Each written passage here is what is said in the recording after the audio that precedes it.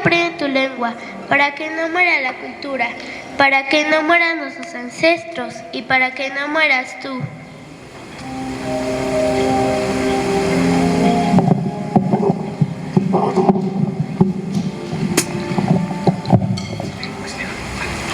Es un derecho de las niñas y los niños que se les enseñe el idioma de sus padres.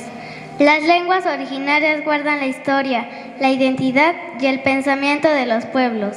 Siendo conscientes de las variantes de nuestra lengua, cantaremos una canción icónica de nuestro estado, del maestro Demetrio López López, el Feo.